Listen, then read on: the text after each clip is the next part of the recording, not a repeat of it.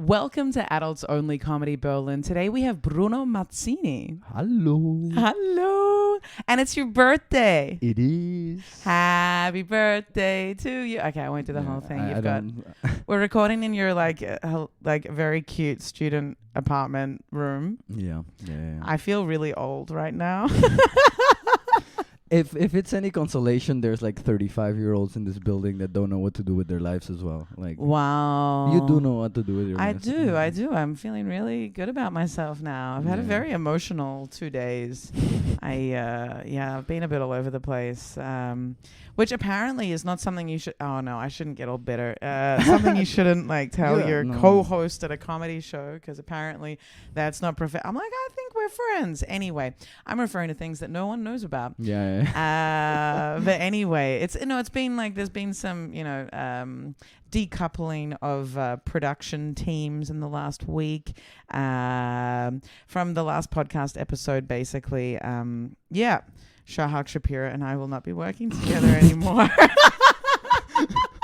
I thought you were gonna avoid the topic, but look, I think it's interesting. Your listeners deserve to know. Yeah, they do deserve to know, because they may have listened to the last episode and. Did it get tense?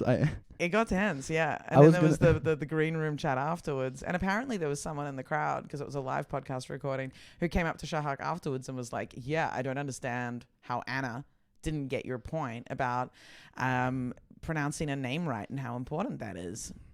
And that's fine. We can, like, the thing is, everyone can have their own opinion, and it's fine. But like, I'm not gonna.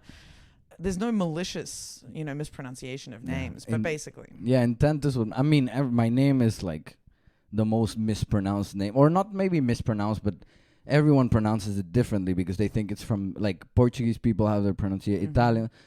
I just get used to it, and as long as people are not trying to be dicks about it, I'm like, okay. Exactly. It's like, it's seldom intentional. Yeah. And I think people that intentionally mispronounce your name they're usually your close friends, Yeah, I agree. Yeah, I agree. Right? It's it's never intentional. Yeah, but it hit a really raw nerve, and so that is that's the update on how last week's episode had its ripple effect. Okay, yeah. But let's go on to, like, I just needed to clear the air with that. Disclaimer from my side. I have no no strong opinion on any side of this argument because I am new to the scene. Yes, and that is a very wise position to take, and I respect you on your professionalism, and and I'm not going to go into deep details yet about the conversation that happened after that last podcast recording and how that went. But essentially, it's a mutual decoupling of colleagues. But I wanted to sort of get you to introduce yourself a little bit, because your online presence, if people try and follow you up, is building, but it like slowly, what you're new to the scene. Yeah. You are running your own mic, which is amazing, and I think all producers need to be congratulated for contributing to the scene, so that's great. Thank you. How long have you been in the scene now? 3 months. Maybe to the date, or maybe like 3 months and a week now, or something like that. That's so cute. You're counting weeks. Oh. I mean, this is new to the scene and new to comedy at the same time. So it's 3 months and a week. And you're how old again? 25 today. 25 today. Oh, it's so beautiful. I'm trying to think what I was doing when I was 25. Oh, I was traveling. The world. I did a year. I'd worked a bunch, and then I went traveling for a whole year. And when I turned 25, I was in Turkey. Damn. I was in Istanbul. Okay, that's pretty cool. I've never been to Turkey, and I've not traveled as much as I'd like to, but. But you're in Berlin now, so you're from Peru. Yeah. I'm living in a different continent, so I'll eventually travel. But right now, I'm also trying to focus more on like, I know that there's directions in life that I want to take, like comedy, for example. So I don't wanna be like, okay, let's save money and use it for traveling. Which, again, if somebody does want to do that, cool, like good for them. But in my case, I kind of want to like get into a rhythm first with comedy and on all of these things that I know I want to do. And maybe when I feel stable in that sense, I'll be like, okay, I'm traveling. But I don't know. For example, I'm doing an exchange in Cologne. Okay, maybe I'll introduce myself really quick. So, Bruno Mazzini from Peru.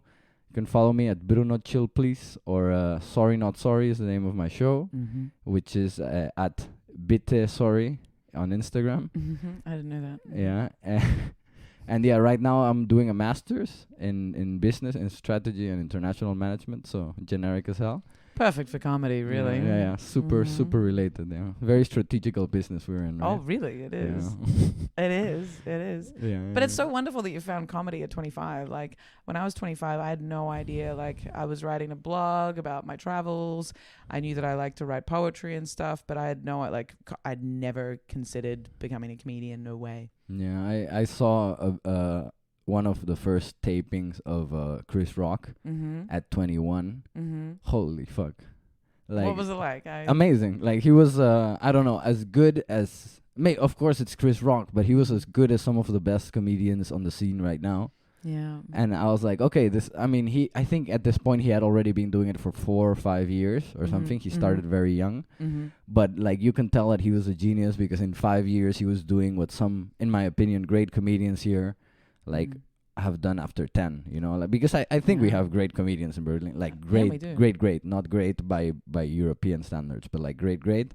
And even them after 10 years we're at like 21-year-old Chris Rock or 22-year-old Chris Rock. Well, it's different when you come from the epicenter of stand-up comedy, you know, like it's I think it must be a very different like the exposure, trajectory, potential to practice, you know, like everything. Yeah, you're surrounded by more talented people. You dominate the language better. Your mentors are people that have actually been doing it. Like, how many touring comedians are there here in Berlin that have been touring for a decade or something like that? Not many. Exactly, and there it's like everywhere. I think I don't remember where Chris Rock's from, but but I'm pretty sure like a big city where he was surrounded by people. Yeah. But yeah, I mean 24 or starting comedy at 24, I think. When I was thinking about it, I was like, damn, this is late. But then I was like, no, late. I started when I was 31. And you're doing great. So. Oh, well, you know, it's it is what it is, you know, like you can only do what you're enjoying and see where it gets you. And, you know, I just, I think the main thing is to keep pushing yourself and to not think that it's impossible, because it's absolutely not. It's just about having a work ethic. Yeah. And I think that's like most things. But let's get filthy. Let's get straight into filth. I don't know. There's a new comedy show. It's taking the word filth. I'm so full of... I'm not bitter. I'm just a little bit like... I'm menstruating. I'm like... I'm feeling all the things. And the things are strong. And I haven't had sex for like a week. Which isn't that long, I know. But like... I'm like... yeah. So where would you like to go in the realm of filth, Bruno?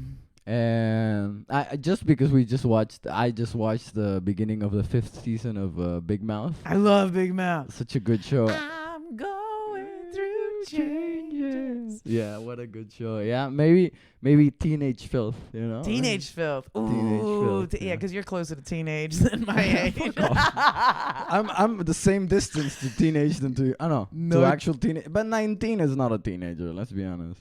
Well, it is. It is. Fuck off. Don't make me feel younger. When did you lose your virginity? When I was 18, I'm pretty sure. That's pretty late. Yeah, no, I was fat. I was fat. I was socially awkward and you're a classic comedian right now. Yeah, and I was a very horny teen. So actually I think every horny is a teen. Every teen is horny. No. I was, you know how people say that you need to accept failure as a learning process. I have never applied that to anything in my life aside from now with comedy, but I did from a very early age with sex, you know. You accepted that I was like, so I'm not I wouldn't say I'm a certified nympho or anything, but I have a very, very ridiculously high sex drive. So I would quantify that. When I've had the chance, I've had sex like 6 or 7 times a day, no problem. Yeah, sure. Okay, most people are shocked by that, but you are also a very Look at my brand. yeah. But for most people, that's like ridiculous. Once I did like five times a day for like 8 days in a row. Yeah, that's a lot. Yeah, that was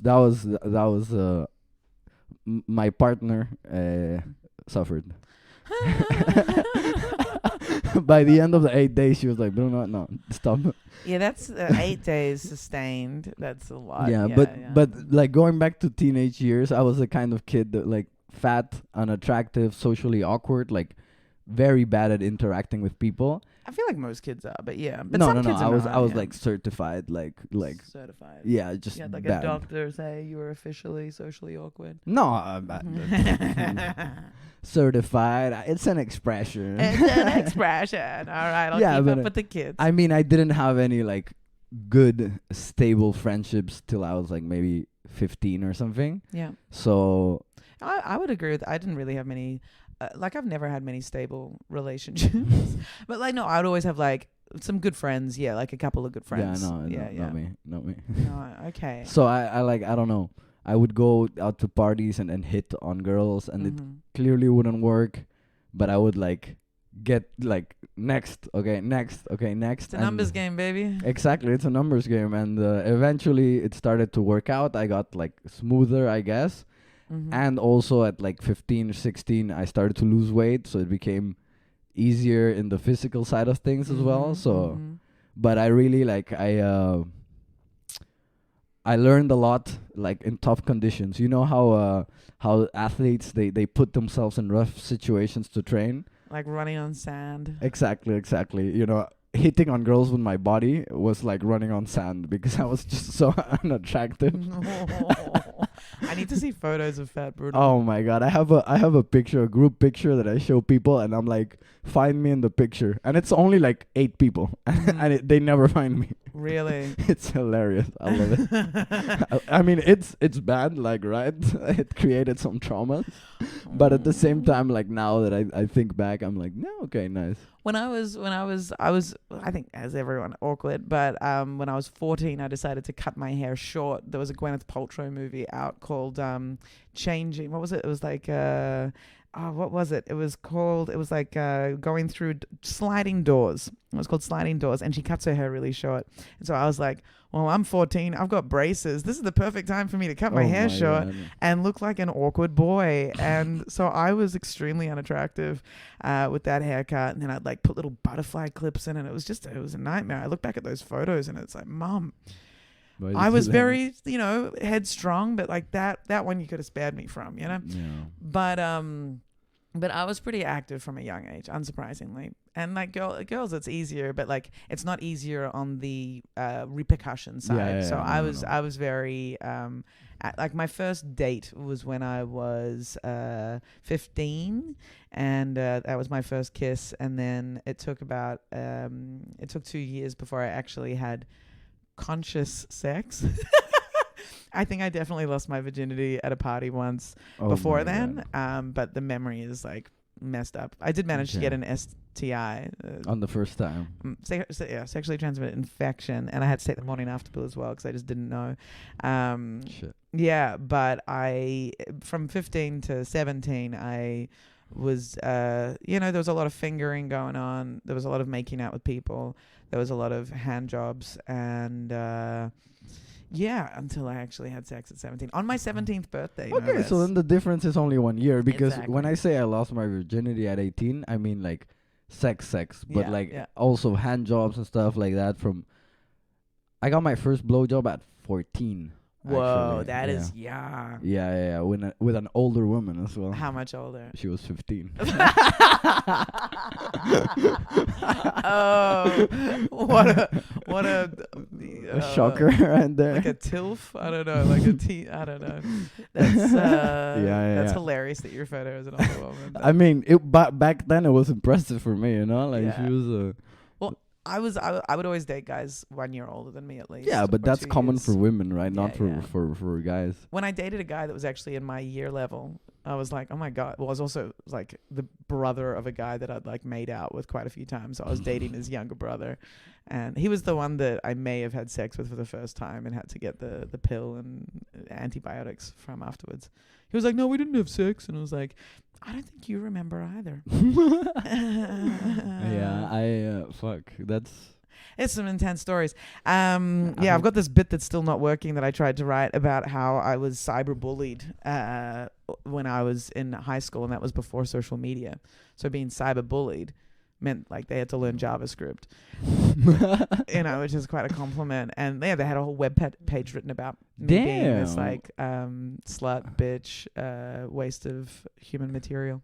Okay, I haven't got to I did get cyberbullied as well, but back then Facebook already existed. Yeah. I had this friend, like friend of the family kind of as well, like same age group, like a year younger than me. Yeah. And he posted this picture, and a friend of his, or like not a friend of his, but a guy from his high school commented like, "You suck" or something like that.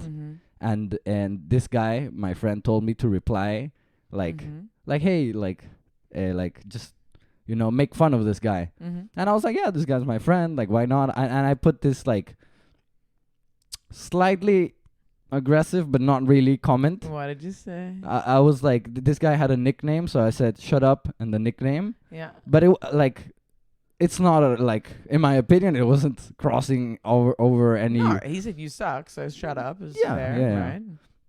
And so I replied on that, and then it went crazy, and this wasn't like this my friend and this guy were all from an all guys high school, and back then it was like cool for them to get into fights. So they were like, oh, I'm gonna beat him up, and they were like talking about beating me up, and I was like, first of all, I don't want to fight. Like I'm not a violent person. I'm fat. I was very unathletic, I was very unathletic for sure. Yeah. And it was just like, dude, like this is not my fight. I told you to shut up, and that's it, I mean, like. Yeah. And then one day they showed up at my place because of course they knew where I lived because of my family friend. And but funny thing, my family friend like got on their side. What? Yeah. See, now that's a high school thing. Yeah, no, that's classic high school betrayals. I mean, he was like living with these people every day, so in a way, I understand his perspective. I mean, backstab. You said shut up. He asked you to respond. Yeah, he asked me. That's the worst part. He asked me, and then he was on their side and acting like he didn't ask me. Again, classic. The backstabby move. Because of the context, I understand it. Like, are you gonna be hated by your whole high school or by one dude? Totally, yeah. But at the same time, dick move. But anyway, they went down in flames for him. They showed up like 50 people outside my apartment. What? I wasn't there. I was at my dad's house because my parents are divorced, and it was like on a weekend. Thank God for divorce, right? Yeah, thank God. No, at the same time. Dude, and I told this to my friend. They said I was inside like pussying out. I was like, first of all, I was at my dad's house. Second of all, if I was inside, of course I wouldn't have gone out, Yeah, like totally. And they were like, no, because we would have made you guys fight one-on-one. Bullshit. When you have 50 people, there is no one-on-one. Like if I had started winning for some miracle, someone else would have jumped you. Yeah, 50 people would have jumped. These are like hormone, like raging teenagers. Like fuck that. No. That shit got real. Yeah, it did. It was kind of weird for a while there, but it happens. And I was also. So the school didn't step in at any point. No, they were different schools. Their school. That's their what happened schools, with me. That school is like a breeding ground for misogyny and just jock type. I remember my friend and a bunch of people I know from that school telling me stories about like people beating each other up in every like break recess in every recess, just beating each other up, and I'm like, damn. Wow. Yeah, it's not a. I mean, that's most boys' schools, but that one maybe because I was closer to that, I just know so many stories about like kids taking steroids at 15, 16. Because it was cool to start going to the gym, and they were like, yeah. Whoa. And there was a couple of kids that looked like fucking supermodels at 16 because they were fucking taking steroids and really going to the gym every day. So it was crazy. like, and at the same time they were getting all violent. That makes makes me happy hearing that, because all the girls in Latin America tend to get fucking breast implants and shit. Like well, that's more Argentina and Colombia. Brazil as well. Not Brazil, Peru. yeah. Peru is kind of a boring country in that sense. It's super conservative. Like I mean, 90% of the population. Conservative is usually sustaining patriarchal interests, which would be making women feel like they need to change themselves. Yeah, for sure. But in this case, it's like a very, in many ways, suppressing of sexuality. You know, like super. Okay. We don't talk about this shit. Like, oh my god, she got a boob job. What a slut. Okay, so okay. That like it's very because people think, oh my god, Latinos, they dance, they're so sexy, blah blah blah. People dance and make out at clubs, and that's it. You know, like. Yeah. They're not whoring around like us New World no, sluts. No. Yeah, exactly. The New World is where all the sluts are at, and I love that shit. That's right, baby. Yeah, no, I fucking... And the old world, come on, we're here now. yeah. Europe is the sluttiest place of them all. Berlin. Oh. I'm wild by the standards of most of my Peruvian friends. Like, I've had one night stands and shit like that for them is like kind of weird. Depends on the guys. But for a lot of them it's kind of weird. And here in Germany I'm like a prude basically. Like, I've never had a threesome. I've never fucking had a butt plug involved in my situations. I've never done anything like that. And I like how you go from threesome to butt plug. I don't know. I'm just remembering all the nasty shit that I've said recently. Yeah. You are my source of all the nastiness in Berlin. I don't know. I've done like light SM, I guess, like light SM, like handcuffs and shit like that. But that's that barely counts. Yeah. It's that's cute by your standards. Yeah, you know? That's cute. Yeah, no, none of them like what's the horse thing? A rider's crop. The rider's crop, the for spanking for expert spanking. No, none of that shit for me. That shit's fun. I should get one of those again. It creates pressure. When you've got those toys, then it's like, oh, I should be using them. It's like when you buy an instrument that you're like ambitious about but never touch. You're like, oh, it kind of creates the sense of guilt that you're not doing things to the max. But I don't know. Where did I want to go with that? Latinos, New World sluts. I like that idea. New World sluts. It's a good name for an album, I think. Yeah, I'm down. Sluts. Let's make a band. Yeah. Yeah, there was a recent conversation at a comedy club where people were asking about numbers of how many people have had sex with. Yeah, I think that's a really I don't think people should ever ask that. I don't mind. Like, I think if people want to avoid it, they can. And you shouldn't. I've forgotten. Yeah, I mean, I know the ballpark. For example, I can tell you a range, but I don't have a number. And no, I think. Yeah, you can say I forgot or yeah, I'm not sure. And they're people, they're not numbers. That's a great way to sound wholesome. It's a nice way to say I don't want you to know how much of a slut I am. Yeah, totally. But I don't know. I really think a lot of these things are more about not interpreting them the wrong way than about not asking them. You know, like if somebody asks their number and they're like 60, you shouldn't be like, oh my god, what a slut or whatever.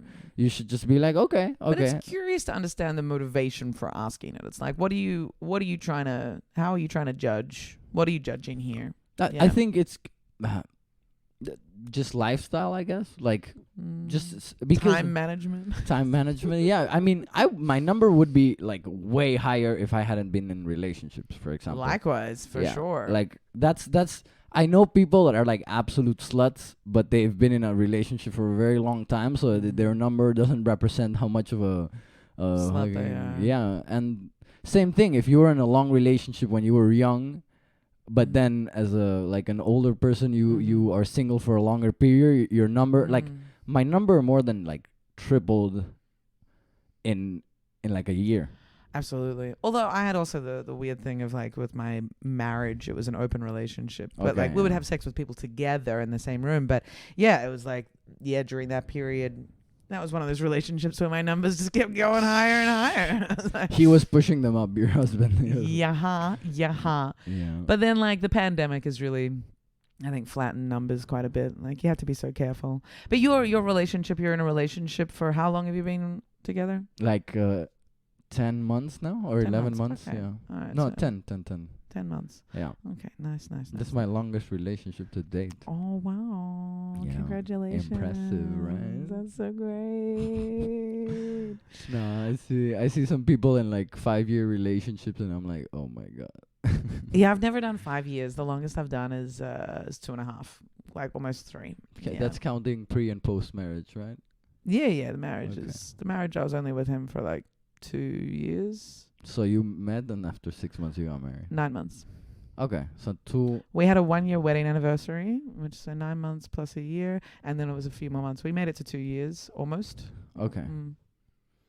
Yeah, we made it to 2 years, I think. Okay.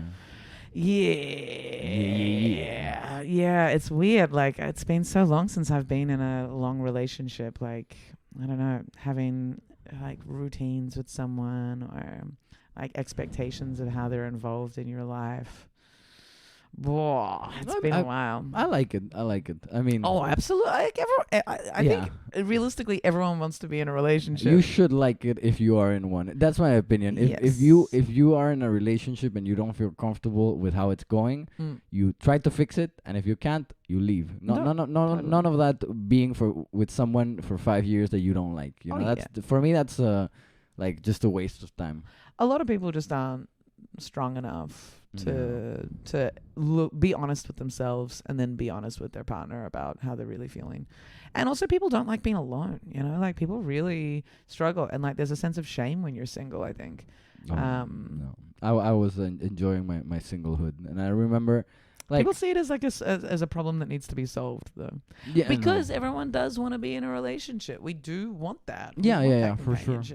The way I saw it though was like I'm happy being with myself, and the only way that I'm gonna be with someone if it's someone that will genuinely make me that much happier than being alone. It's always gotta be adding. Yeah, it's always gotta be adding. Yeah, I don't. And when it's not adding, it's time to leave. Not yeah. It is. I've seen so many people like in toxic relationships that go on for so long. It's so common. Yeah, I had a friend that used to be like, "Oh my God, Bruno, you can't be in a long relationship." And I was like, "Dude, you've been with this girl for 4 years and you hate her.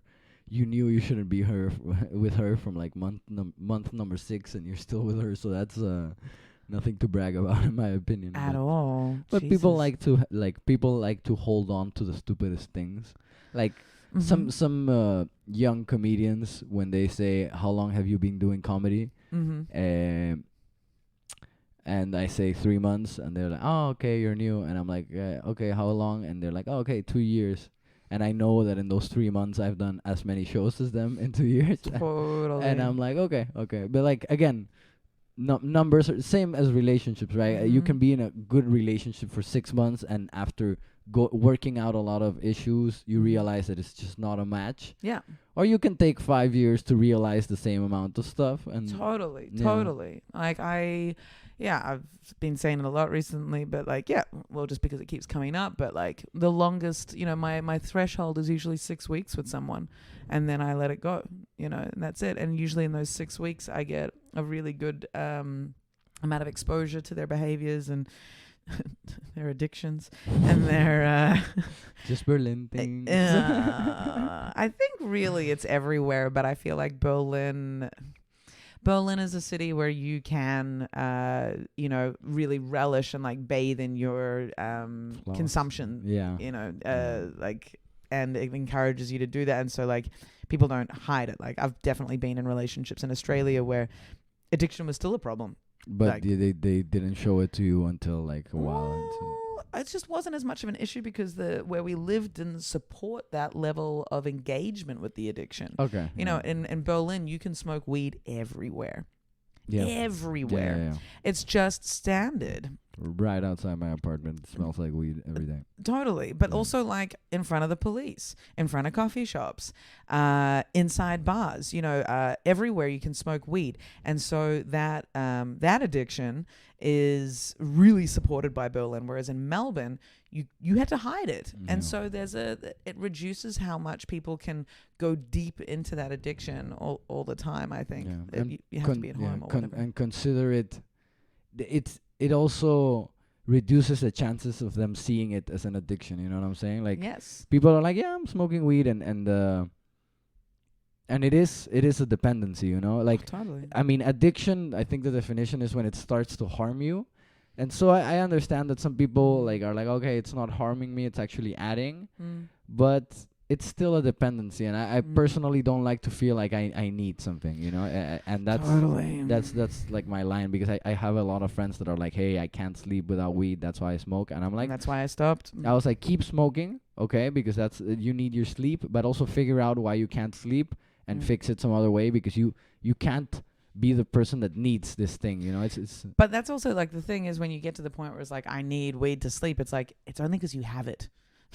If you stop buying it, you'll be able to sleep. Don't you worry. I do know some people that like that's how they cured their insomnia. Like they had insomnia for a year and a half, and then like they were about to die, and then they were like, oh, weed helps. And then like, yeah, there are other things like you can take like the chemical that induces sleep, or you can lavender and like lavender or whatever. There's lots of stuff that you can do aside from I mean, it's therapy as well. Like and therapy and journaling and looking at your issues and what's rattling around your brain that's stopping you from sleeping. Exactly. That's what my therapist told me when I was younger. Like, if you can't sleep, it's because you have something in your mind that you're avoiding. Absolutely. And you think about it as soon as you go to bed. Yeah, exactly. Exactly. Unfortunately, we're going to need to wrap this up. It's going to be a short episode, but we can, like a 30-minute one. Because I've got to get to the venue to do sound check, because God knows what state it's going to be in. How long do we have? Let's say like 2 minutes. Oh, damn. Okay. It's done. It's done. Yeah, we haven't gone deep, but maybe we should do a second recording next week. I'm down. Yeah, let's do that. Because I expected more adultness, you know. I know, but like, you know, you got to get through the preliminary waters, and then, you know, what were we just talking about? Therapy addiction, and going to sleep. And weed. I've realized, like, I've started smoking again, cigarettes, and am I just straight back into addiction? And it's just and I hate it, and I've got to figure out why. Yeah, I know. I cut off cigarettes. Like, I started, and then I was like, fuck that. No, because they're so dumb. That's the worst. It's not that enjoyable, you know. At least with weed, I'm like, okay, this is gives you an effect. But with cigarettes, is like you're anxious and you need to calm it down. And it's just the nicotine creating that. And then exactly, creates more anxiety, and it's just like fucking with your head, and it's ridiculous. I've just got to and it's like it's starting to affect it. Like I can tell when I'm singing and when I'm riding my bike. I'm like, okay, I can feel it. I'm not healthy, but we get through it. I will work on it. It's been a weird week. I'd like to blame the people that I have sex with, because I like to not take responsibility for my bad behavior. Yay. But I need to start figuring that out as well, like being able to be with people that do stuff that I can say no to as well. Yeah. I like to set rules for myself and like be like, okay, this one. So for example, my first one was don't buy cigarettes, you know, don't buy them. Yeah. And then you're going to be the dick that asks people for cigarettes. And you hate that, right? I hate being that dick. But that hate of being that dick will make you ask for less cigarettes. It doesn't. It doesn't? Okay. But then you're at least going to smoke less. At least you're going to smoke less. I agree with you. And then you're going to be like, okay, I only ask for cigarettes when I'm drunk. That was my second step. Only asking for cigarettes when I was drunk. You know? I know. I need to wipe it completely, because if I drink and then I'm smoking, and the next day I'll be having a coffee, someone will have cigarettes near me, I'll ask for a cigarette. And it's just like, I know how I work. I just have to cut it off completely. I just need to read the easy way to stop smoking again. Oh my God. I'm just a broken record when it comes to that. It's fine. My birthday is in 2 weeks, or like a week, 2 weeks, 12 days or something. And we're gonna have to celebrate. But let's do another recording. Yes, next let's week. do one. Yeah. Yep. I've got more time next week as well. And follow Sorry Not Sorry and Inside Jokes and Bruno Chill, please. Yeah, because we're running our own show together now as well. Inside Jokes, which is on Mondays, every second Monday at Hammer & Schultz Cafe. So okay, we've got to wrap that up. We're going to have filthier material next time. And it's been a pleasure, Bruno. Woo! Happy birthday. Thank you. It was a pleasure, Anna Beros. Oh, such a pleasure. All right, and that's been Adults Only Comedy Berlin. Good night. Good night.